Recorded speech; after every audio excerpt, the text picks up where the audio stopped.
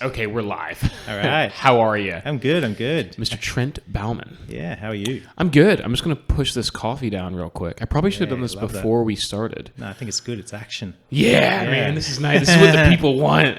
Yeah, get a soundtrack for that. Yeah, I just want the audio hits to come in the background. So yeah, what even? Who are you? How do we know each other? Yeah, well, I guess we met through the comedy scene here in Wellington, didn't we? Yeah. Yeah, which I've started to dabble in a little bit since I moved to Wellington a couple of years ago. Mm-hmm. Yeah, it's a good scene. Was that 2 years ago we met? Coming on, right? Around that time, maybe. Yeah. I think you were here when I first started, which was like 2018. Okay. But you came from Sydney, is that right? No, I came from Las Vegas. Sorry. The Vegas of Australia, Sydney, my bad. Yeah. No, I'd with my partner, Sachi. We toured our comedy variety show, The Birdman and Egg, around Canada. Yeah. And then we dropped in to see some friends in Las Vegas that were performing there. And then I flew here and played in the Regent Theatre in Palmerston North. Yeah. That's a good theater. Yeah, it's beautiful. Yeah. So I want to figure out more about like Vegas, performing in Vegas, but your act that you were touring. Yeah. Can you describe like what is that? Yeah, the Birdman and Egg, like I come from more of a comedy circus background, what we might call contemporary vaudeville. So yeah, that's sort of how I started off doing shows. And can you describe what that is? It's a collection of odd sort of physical feats. Okay. With myself, my stage name is the Birdman. And then my partner, Sachi, who's a Japanese lady, she plays an egg. She joined the act about 7 years ago, I think, today. She was saying last night. And, she plays multiple instruments and provides a soundtrack and does comedy within the show. And we do a few feats together. And I guess my sort of most infamous act was a plastic bag juggling routine. Yes. Yeah, that I would have done thousands of times. Have you ever dropped the plastic bag?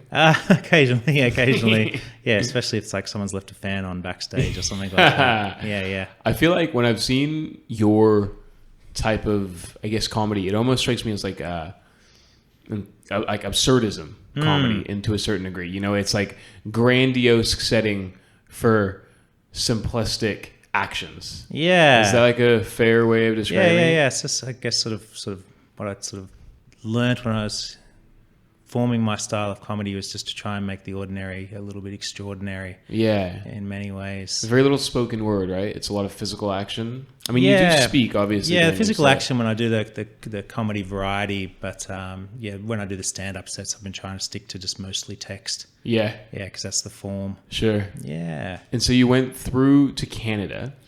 Yeah. How long did you tour for? I was like a couple of months, mostly British Columbia, where we sort of, after 8 years of touring Canada, we sort of centered most of our audience there. So we just hopped around about 5 different towns and cities there, and we did 3 shows. We toured three different shows. One festival we even did all 3 of our shows on a small island called Gabriola Island, which is off over the period of a few months. Yeah. We toured for a couple of months, and That's impressive, man. I feel like this was you and your partner, right? Yeah. Have you ever toured alone before? Yeah, I toured. What do you think the distinct differences are between touring with somebody and then touring alone? I mean, do you get more lonely? Do you get? I sort of like when I was younger, I just enjoyed my own company, but then when I got older, I did enjoy touring with my partner and sharing the experience and the creative experience too. We just gel really well artistically. Yeah. And we both have that absurd that you're talking about, style and sense of humor. So, it's just good. You can kind of share it and have a bit of fun together. What's Vegas like? Well, I was only in Vegas for a couple of nights this time, and I hadn't been since I was like 6 years old. And I think now it's all shut down because of the pandemic. But this was before all that, though, right? Yeah. I had some friends there doing some shows. So it's pretty glitzy and crowded. But it seems like a lot of them have sort of, a few of my peers in the contemporary scene have started to do shows there, and they've done quite well. Do they get like is it like a placement? So like a venue will be like, hey, we'll offer you an annual salary of XYZ if you perform XYZ amounts of time. Yeah, I think that's how it kind of worked. And there's a particular show there that a lot of them got snapped up for. Mm-hmm. Yeah. Did you pitch it? Is that what you do? Like, hey, I got the show. Yeah. Well, it wasn't my show. I was just watching their show. Mm-hmm. So I think that the producer just sort of went to festivals and things around the world and then sort of picked the performers and created the show. And then shop it out. Yeah. Yeah. I guess that's kind of one of like the dreams for many people in comedy is just consistency and revenue. Being able to survive. It is nice to have a steady gig sometimes. Yeah, for sure. A steady run, because performing, it's a lot about the hustle, really. Like big time. Yeah. I often kind of say that I got into this because I didn't want to have an office job or sit in front of a computer, but a lot of it is that, just sending off emails and trying to organize stuff. It's insane that you don't think about it, but the amount of admin involved in just putting together shows and like contacting people, getting everything. You can see where like having a manager really comes in. Yeah, it'd be really nice if you can justify it and then pay them enough as well. Because I think performing's a really creative kind of chaotic mess sometimes, but doing admin's a lot more linear. So your mind doesn't always sort of lend itself to that as well. How do you strike the balance between doing enough admin work and doing enough creative work? Because like if you want to let's say you want to write a new joke, for example, right? And you've just finished firing off 10 emails. How do you transition from that very analytical side of things into a space where you just need to be creative, free thinking, and loose? Yeah, well, I think you're always on. If you're a performer and you're trying to think of humorous things, so you always just jot them down as they come to mind. And often, your writing does happen when you're doing other things. Like I like to think of ideas just when I'm walking. But you try and schedule your admin time as well. You have that brain at times, and then you create a brain at other times. Do you have like a ritual at all, or do you just you create like a buffer? So it's like I'll do an hour of admin and then like a 20-minute just chill out and then get into my creative side? Yeah, I've tried to kind of block it out a little bit in my weekly schedule, but then again, it's just sort of lands when it lands, and you've got to respond to things as they come up. Yeah, fair enough. Yeah. That's one thing I'm trying to get better at is the whole self-discipline aspect. Like I find it so hard to just sit down and write. Yeah. I just find that so hard. And I think also like the time that we live in, everything's like very much instant gratification and just constant stimulation. I don't know about you, but like I know today I've got a free write for 30 minutes. I'm just like, oh, fuck.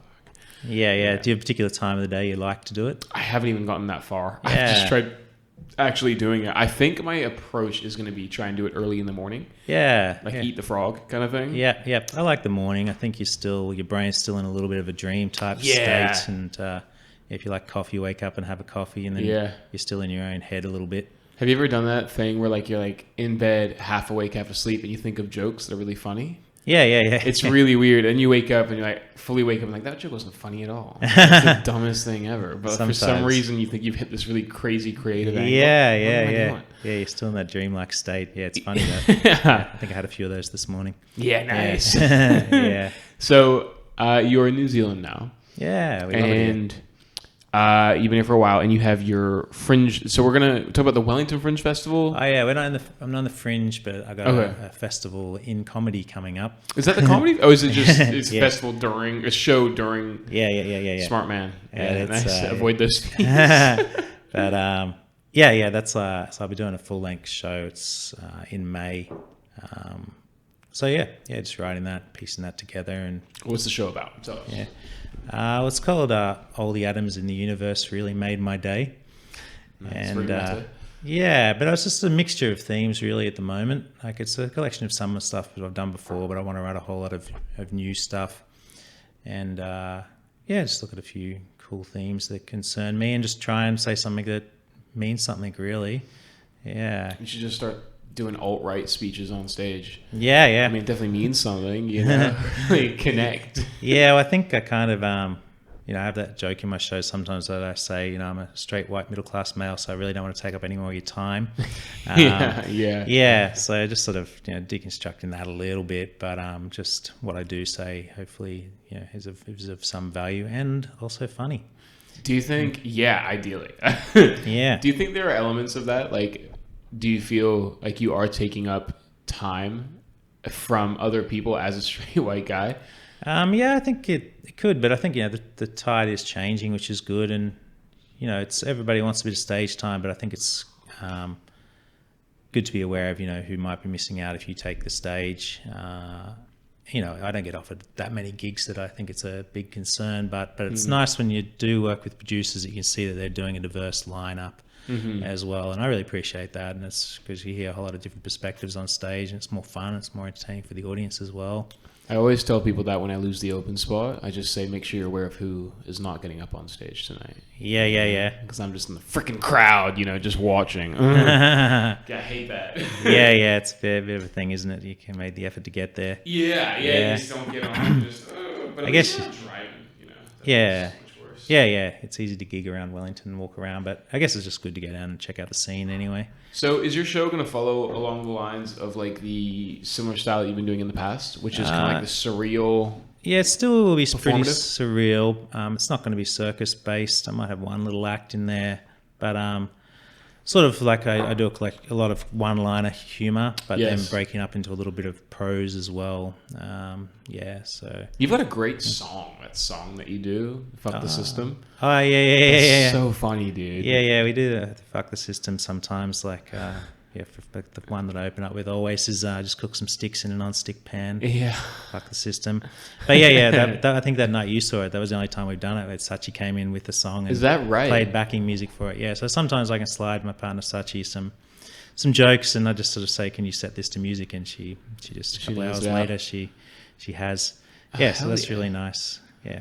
That's that's a cool. It was very unique, and I think that's kind of where like your performance comes in. Like it's just a really nice fresh of breath air when you are on stage, doing something a bit different.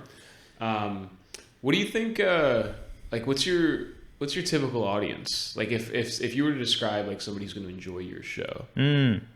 Yeah, well, we tend to go well to playing to more eccentric audiences in some regards. You'll do well in Wellington, my friend. Yeah. We actually discovered that we seem to do well on small islands. That's why we toured to British Columbia, and we played on Vancouver Island and in Victoria, BC quite a lot. We used to live in Tasmania as well. We did really well there. And then we thought, so maybe, we'll do okay in New Zealand as well. Yeah, so eccentric small islands, probably to answer your question. That's freaking cool, man. What do you think that is? Why? I'm not really sure. I think people are pretty open-minded, I think, in many regards. And also, too, like, sometimes my work has environmental themes. Okay. And I think people who live on islands are a little bit more connected to nature. I'd agree with that. Yeah. Have you done Waiheke? So. No, I haven't. Yeah, I think that would be really a good little venue. But when you're in Tasmania, were you in Hobart? Is that where you were? Yeah. Because there's Hobart on one side, and what's on the other side? Not a lot on the other side, but it's a small town, right? Further up north is Launceston. Yeah. It's a little bit bigger. Yeah, but I didn't really go over to the west as much. Yeah. It's a pretty unique little place. I went to Hobart. Yeah. I mean, how many people are in Hobart? 400,000? Is that what it was? Or I think it's 400 or 500. But it feels small. It's strange because there's so many, but it's not crazy spread out, but it just feels tiny. Yeah. I haven't been there for a couple of years, but I think a lot of buildings are going up now. Is that right? That's what I've heard. Yeah, but it is still really tiny and tight-knit kind of community. What's the industry there? Like, what do they make? Are they farming? I think they do a lot of forestry. Okay. Yeah. I think they're trying to save a lot of old growth forests all the time. But there's a little bit of a film scene there that I managed to make a short film there when I was there, and also record one of my shows live. But it's a pretty creative kind of place, I find too. But I like it here. That's your next step, right? You want to make some films? I'd like to, yeah. I've been talking about it for a while, and I've written a few scripts, and I'd just like to do more stage acting. Like I did a theatre degree and study some film as well, and around the world at different places. So that would be kind of cool. It's a lot of work, but I like it. How does the process work? So you write your scripts, then you have to find somebody to like fund it or back it? I think that like I haven't made a lot of stuff, but that is one of the ways. Also this day and age, you can just make your own if you want to. Like we did the 48-hour film festival over lockdown, which was fun. Oh, hell yeah! How did it go? Did you get anything? We just made a little film about egg. So I think Egg is the other person in your act. Yeah. Okay. Yeah. So we randomly drew urban fantasy. So we thought we'd just make a short film about Egg, and you just had to shoot in your own house because you weren't allowed to do anything outside. Yeah, I remember that actually. Okay. Well, obviously I remember lockdown, but I remember the film festival being released during that time as well. Yeah. They kind of waived the registration fees. So I think they had like double the entries or something like that. Oh shit, Yeah, the previous years. So it comes up again in March, and we might do something again just because it's kind of fun and it's just a bit of impetus to practice the craft. Yeah. Sometimes you need that kick in the ass, where it just gets you going. Yeah, it is like that. Like, it's nice if you can get there to do stuff on your own accord, but it is nice if there's a festival you're booked into and you're not exactly sure what the show is yet, but have that deadline when you lock it in. Yeah. So much to be said for just taking that initial plunge, being like, all right, if I call up the venue and confirm this, then I have to get everything else lined up. Yeah, it's good. And the thing I like about doing festivals is you do multiple nights, so your sets get better because you're doing night after night as well. And so you're doing, how many nights are you doing in May? Well, at the moment it might be 2, but it could be a couple more. And what's the venue? I think it's going to be a Fringe bar. Fringe bar. Yeah, cool. Yeah. Friday, Saturday, or Thursday, Friday? I think it's Wednesday and Friday. Nice. Yes. That should be good. But that's just something I did kind of book into because I wanted to work on the full-length stand-up style show. Yeah. So it was nice. It looks like I'm going to be on. Are you working on like an hour right now, or what are you working on? Yeah, it'll be an hour. So, like I could fill it with stuff I've already got, but I just want to really refine it into more of a holistic show, but it's still a bit vague. That's why when you kind of ask me what it's about, I'm kind of like, I've got a few ideas, but it's still too fresh to... Yeah. How long have you been doing this for? About 28 years. Dang, man. Yeah. But I've really just been focusing on the stand-up for, the last couple of years, and I've dabbled here and there for many years in that, but mostly do festivals where I'm mostly doing my comedy vaudeville type stuff. Yeah. What do you get? What are the highlights of just being in as far as like lifestyle wise go? As far as being in it for 28 years? I think traveling, I never really wanted to have stuff. So, I could always fit everything into a suitcase, even myself and my show, not physically myself, but my things and my show that we were under, 23 kilograms, I think you're allowed to bring on a flight. And I've toured to like 20 countries. So that was just... All just doing your performance? Yeah. So just looking around, doing my thing. And it's nice playing to different cultures and experiencing different cultures. And we were just reminiscing the other day that when we performed in Italy, we went to a place called Ferrara, a beautiful town. And the audience was great. They didn't give us much money. Italians, they're pretty festive, but it was a big festival. Yeah, it was just an outdoor festival. But we loved it. They were a good crowd, and then we just eat gelato afterwards. And nice. And that was kind of sweet. Is the language barrier much of an issue? It can be, yeah. Like I think when I first toured to Spain, I translated a lot of my show loosely, especially when I kind of got to the finale act. Mm-hmm. But then sometimes if I just arrived in a town, I'd sort of just drop speaking English and I'd just do it silently. Mm-hmm. Just stick to the physical routines. But it was like when I did a show in Munich once, my friend said, you'll be fine here in Germany. You can do your show in English, just speak a little bit slower. Yeah. And that was fine. I heard same with Germany. Not so much. I think Germany is actually one of the unique ones where you can just get by fully with English. I had a buddy who went over there, and he was there for like 6 months, no German, and he worked, lived, everything. Yeah, right. His whole life there. Yeah. It's amazing the amounts of languages they can speak, and it's nice to learn. There's some if you are there, and they do appreciate countries if you can do your show in some of the languages they speak. But places like the Netherlands and Germany and Scandinavia, I've heard as well. It's the English level's quite high. I remember performing just sitting with one performer in Amsterdam, and she was Australian, but she also spoke Dutch, and they went to a show and they were like, the show was good, it was in English, and then it was in Dutch, and we're like, that's cool. But then they snapped into German as well. Like it was a Dutch company, so they could like speak 3 languages really confidently. And she was like, damn, now we have to learn German as well just to understand that show. Yes, it's quite incredible. How much are you adjusting, like if you're going to like a different country, how much do you adjust your act for like a different culture? Is it pretty static? Yeah. I think I don't really adjust the routine, but maybe just the way that I say it and the rhythm in which I'll say it, and that I'll adapt that a little bit, and just the vibe and the feel of the crowd. Yeah. A little bit, but I still would do the same sorts of routines. Yeah, pretty much. So nothing hugely dramatic for me. No. Do you find like, so if as an example, if you're in Italy, do you feel like you have to up the pace a tiny bit? Do you have to be more flamboyant? I think I was a bit pacier in Italy because there's so much energy behind you. The crowd's so excited. Sure. Yeah, and that particular festival in Ferrara, we were working outdoors, and there was probably other 100 shows just around the corner. Right. So just in order to keep the crowd, which wasn't an issue there were so many people, really, we just kept up the pace. But I remember for that one, like we had to really slow down because we'd finish our show, and as we were packing up, another crowd would kind of gather.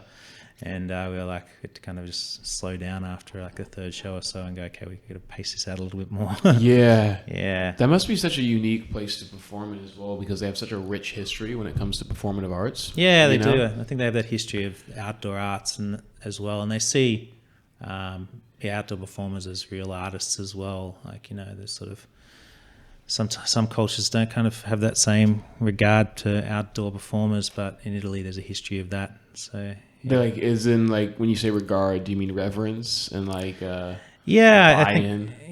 think they just sort of, in some countries they sort of go, you're just performing outside, hopefully you'll make it one day and get inside and to perform or something like that. But they're kind of like, no, you are an artist, and what you do it's incredible, and thanks for coming. Yeah, there's definitely like a weird would you say, are you like a busker? Yeah, I use the term buskers. I don't do stuff on the street that often anymore, but I still do occasionally, and it's just great because it's amazing. Your technique really improves because if you can draw a crowd from nowhere, very good point, right? Yeah, from nothing, and hold a crowd on the street, then you've got a lot more engagement with audiences when you step inside. That's do you think like within the art space, and I might be wrong, but I would think just in my own mind when I see like a busker, I would think the same thing, like, oh, you'll make it, you'll get there someday. Is that quite common, do you think, in around the world? Maybe people's perceptions in some countries, because you're in the street, yeah. But it's a great lifestyle, it does, as I sort of said, it allows for a lot of freedom, and you can travel. But now I'm a little bit older, I never thought I'd be like this. I just enjoy being in the one place for a little while. Definitely. And are you able to like fully sustain yourself off of like the arts? I did when I toured. Like these days I have a little part-time job which I kind of like as well. It's still in an artistic environment, but it's never been hugely lucrative, but art never really is, but like it kind of depends, and but no, it's been fun. I'm always fascinated by like people's survival tactics, when it comes to like art and within the art world. And the person that I've seen that does like seems to do very well is Amon, the street magician. Oh, okay. I don't know if you've seen him on Cuba Street. I think I've heard of him. Does the magic? I had him on the podcast actually. Cool story behind him as well, but just his whole approach, where it's almost like a different dynamic. And that, busking, you are speaking to a whole crowd of people, and you're trying to get entertain a whole group, but at the very end as well, you're like, okay, if anyone wants to pass around, first of all, no one carries cash, right? I wonder, that's a good question. Have you like experienced when you were, when's the last time that you were busking? I did a few festivals last summer. Okay. Yeah, so down in Christchurch and like the Salty Buskers Festival, and then I did the Newtown Festival. Yeah, well. Newtown Festival's great. Yeah. That's soon actually, March, right? I think it is. I think they are. I think they are having it. Yeah, me and the Birdman and Egg are playing the Island Bay Festival. Yeah, so that's on the 14th of February, and the night before I did the Menagerie at the Opera House. Yeah, so I'll be doing something there as well. For the do you have to put in a bid to like get on that festival, or do they? No, the producer Fergus, he just asked if we'd. Is that Fergus Atkin? Yeah. He produces the Island Bay Festival. Yeah. I'm saying the right one, aren't I? Island Bay. Yeah. Mel's brother. Yeah. Wow, I had no idea. Yeah, he organises the street performers. I'm not sure if he organises more stuff there. Right. Okay. Yeah. I would like to. Have you ever seen somebody do stand-up comedy in the street? Not so much. Not not live, but yeah, I'd like to give it a go. Yeah, me too. Yeah, I've often thought about it. Maybe we should do that. Yeah. Would you be interested in doing that? Yeah, it could be good, I think. Just roll up with like a little speaker, and then just do my gnarliest material that I have. Yeah, well, I've been thinking about it for a long time. Different, just odd locations too. I think it'd be kind of interesting. But yeah, I've got a mic on a stand and a portable speaker as well. So which is pretty much all you need. Somebody was telling me about how like they used to do this thing called flash comedy here in Wellington. Okay. Have you heard about that? People would just show up randomly in a park and start doing stand-up. Oh, okay. Oh, nice. And I mean, who knows how it went? Yeah. They don't do it anymore. Obviously, it's more just a goof. But I find like in Wellington, at least, it's so hard to get stage time. Yeah, there's a lot of comedians these days. A lot of comedians. Thank Neil Thornton for that, for his comedy school. People coming out of the school. It's great. Yeah, it is good. I think, but it is quite tight as far as, I think if you really want to develop your craft as like a comedian, you want to be getting up like 5 times a week. Yeah. Yeah, definitely. And one thing I've noticed too is if you're not consistently working at it, it's not something you can like you learn to ride a bike and you ride a bike. Yeah. You lose it. You take backtracks with stand-up comedy. Yeah, you do. You got to keep the rhythm up and doing, as you say, 5 times a night is great, or even like doing 2 spots a night would be amazing. That'd be amazing. Well. Yeah. I've had that once, I think, once or twice here. Yeah, where I took a really big leap actually, it was like, I think it was, I can't remember what year. It was a long time ago though, but I had a few 5-minute bits and I put them all together into a 15-minute set, and I was living in Brisbane, Australia. And I got the train down to Adelaide, which is about 38 hours or something. Holy shit. And I sort of worked on piecing them together. And then when I got there, I was performing in a small circus tent where I had to just do 15-minute spots. Yeah. And I did different spots around the Adelaide Fringe as well, but like within the course of that Fringe, like 3 or so weeks, I did, I think, 98 spots. Oh my God. Yeah, and that was like, after that, I'd improved so much. Did you feel it? You just probably feel so much more comfortable with your material too. Yeah. When you're really rolling, it just comes second nature, and you know how to play it. I was sick for a month afterwards, but I think also because clinically had a lot of late nights as well. It'll do it, right? Yeah, but I did go back and do it again in, I think, 2016. I went back and I think I did 102 shows. And I wasn't sick, actually. I think I just kind of was a bit older. I just went to bed after the shows, and I didn't stay up for too long. That's kind of me at most times, though. I'm 25, and sometimes I'm just like, I just want to go to bed. I'm just going to go to bed now. Yeah. Out of here. I'm out of here.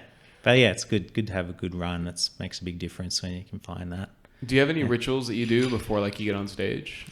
Yeah, I probably do. Like, it is a bit of a ritual. You don't really think about it, but yeah, if I'm doing a variety show, it's just setting up your props, I guess, is a real ritual. Just making sure you know where your plastic bag is and your bottle and your odd props, and then probably just checking my hair 28 times. Let's say, I should do that this morning. There you go.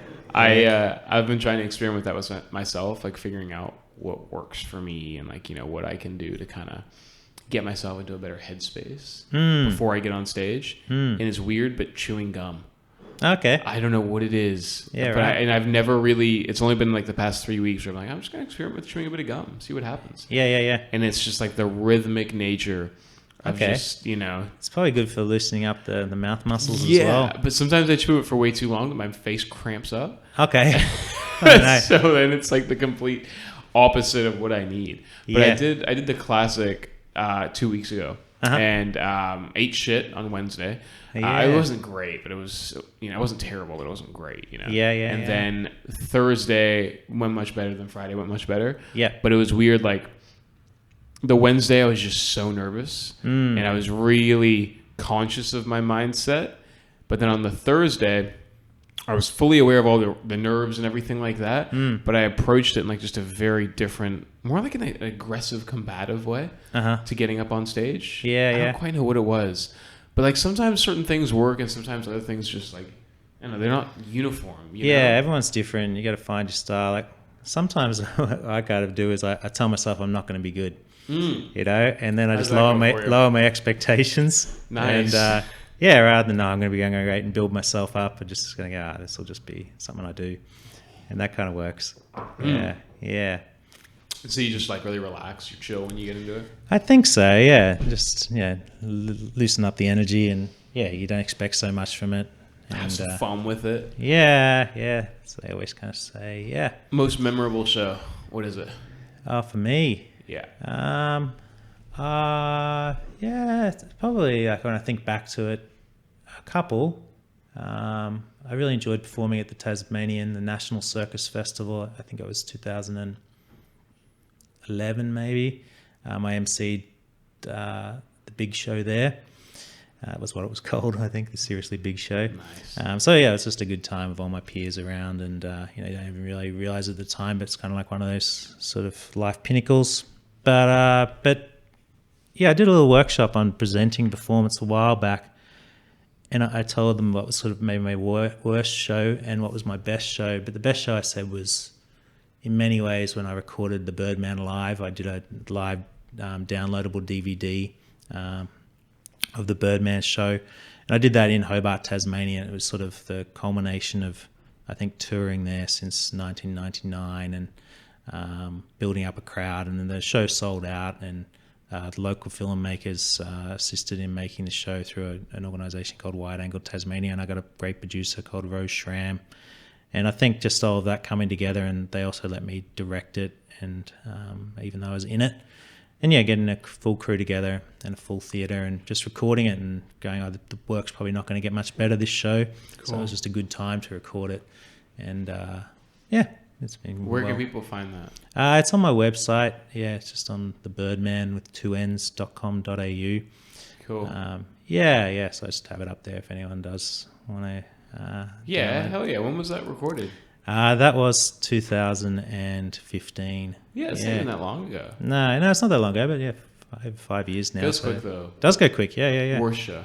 Yeah, the worst show was the worst show. It's this funny one when I was doing the Adelaide Fringe a few years back, and I just kind of like looked at who had booked tickets so far, and nobody had booked tickets, but there was a judge coming up for the Comedy Awards this opening night. There was the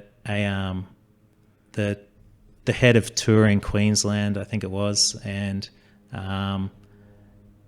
then one of the publicists from the actual site I was working on, and I was kind of like, I don't think I'll invite people. I think I'll just let it come organically. Yeah, just see what these people actually think of my show, without having a crowd there.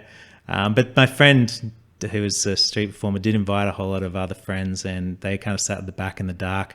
But it was a really hot day, like almost 40 degrees in Adelaide. So I was a bit faint when I came out on stage, and I was in a suit. It's really hot in a tent. And the first thing I do is I come out with a giant blow-up balloon. It's about this big. Yeah. For people who don't see this, it's about, 5 foot. And I throw the balloon as the first thing I do. I come out and I throw the balloon to a person in the audience. So I threw it to the head of touring. And I didn't quite throw it far enough, so they had to kind of reach, and they slapped the balloon just lightly. They couldn't quite reach it, so they knocked it over to the table of the publicist from the site, and then they bumped it onto the judge's drink, and the drink spilled. And that was kind of like the start of my show. So I just thought that was kind of funny. Did it get better, or was it just like... Oh yeah, the show was fine. I regained it, and I said sorry and offered to buy them a drink at the end of the show. But the I just... judge should have offered to buy him a drink. They're the one who smashed onto that person's freaking table. Yeah. I just accidentally kind of, just misjudged where I was bouncing the balloon. But I just thought that was like a funny story, but a bad way to start a show as well. Yeah. Yeah. What? So you're in a tent. There's like no air conditioning or anything like that. Sometimes they do. Yeah. Sometimes they have aircon and that. And when I was juggling the plastic bags, I remember I had to tell one tent to turn the aircon off during that part. Because of plastic bags, so I was juggling. Yeah, of course, they'd be flying everywhere. Blow everywhere. Obviously, yeah. Oh, shit, yeah, man. That's cool. I've never actually performed at like a circus thing before. I want to. I think that'd be cool. I want to do many different little stages and stuff like that. Yeah. Tents are kind of cool. It's a lot of festivals have got a lot of tents now, and they sort of dominate festivals a bit if they've got a bit out of control. But were you ever in like a circus? Is that like, were you in like a circus troupe? I was in a circus for a couple of seasons called Circus Monoxide in Australia. Okay. I don't think they do their touring show anymore, but they still exist as a company and do projects. It was a double-decker bus. And originally when I was in it, like we actually lived upstairs in the double-decker bus, and we did shows in front of it. But then many years later, the bus didn't actually work, but they still towed it to towns. Excuse me. And they had a hydraulic stage that would fold out from the bottom of the bus. and they had a big top around it as well. Was it fun? Yeah, it was good. It was a nice lineup, but it was just like a temporary thing. Like they didn't have a core company of regular performers. They just kind of hired us in and out. But yeah, it was a good show because it had good performers. How long were you doing it for? A few weeks or? Yeah, I think it was 3 months the first time or something, and then maybe around the same the second time. And you just living on the bus the whole time? Yeah, not the second time. They used to put us up in hotels, and we had our own caravans actually. Yeah, a bit fancier, second time nicer. around. They're balling out now. Yeah. I guess I was a bit older, and it was better than sleeping with 10 people up the top of a bus. Oh shit! Yeah. How old were you when you were doing that? Like 20s? Originally I was 25. Yeah. Okay. Yeah. God damn it, I'm 25 and I'm like fucking just sitting here recording the podcast. That's cool. That's freaking awesome, dude. And so you toured, did you just like the southern part of Australia or were you going? Yeah, we did. I think for that tour we did some of South Australia and some of New South Wales. Yeah. That's right. Yeah, and then some of New South Wales. The second time around as well. The company was based in Wollongong where I lived for a little while as well. Yeah. Cool, man. Yeah, that was a long time ago. Back in the day. It was fun. So just to reiterate, your show coming up, let's do that one more time. It's in May. Yeah, I got a show in May. And 2 nights. The dates are? It's, I don't know the dates, but they'll come up. Nice. It's best maybe if you're following me at like my social media, which is at Trent H. Baumann, Baumann. Cool. Yeah, Trent H. Baumann quotes. And we'll see that in the link down below as well. I'll link it off in the show notes. And keep an eye out for the Menagerie. That'll be a fun show coming up, and the Island Bay Festival as well. Menagerie is the last one, right? It's the last one of the year? Last one they're going to have, which is, because I'm new to New Zealand, but it's a bit of a legendary show. I think it's been around for a long time, produced by Rachel Rouge, so it's great to be part of that. And it'll be, awesome to do a show in the Opera House as well. So cool. Have you done a show there before? No, I haven't. No. Neither. Yeah. So it's nice. It's got a rake stage, apparently. It's so old school. Stage is on an angle. Oh, really? Why? Yeah, well, they used to do it like that in the old days for some reason. I'm not sure what the... Prevent people looking up their dresses or something like that? I'm not sure why they do that. It's a good question. But so I'm going to go check it out this week just to make sure I don't fall over. Menagerie's when? 13th of February. 13th of Feb. Okay. That's during the Fringe Festival. Okay, cool. Yeah. Is it? No, it's not. It's before the Wellington Fringe Festival. Oh, yeah. The Fringe. Wellington Fringe starts on the 23rd, I think. Okay, yeah. You got a show in that. Yeah? I do. Yeah, nice. Yes, so Gavin. Yeah. Check that out in the show notes below, my show. Great. But yeah, well, hey, dude, thank you so much for coming on. Thank you. Cheers. And I'm going to go ahead and hit pause. Hey, if you enjoyed that, make sure you hit that subscribe button on the left-hand side. And to watch other episodes, click one of those squares on the right. If you only want to listen to this and don't have time to watch the full video, you can find this podcast wherever podcasts are listened to online. Thanks. Bye.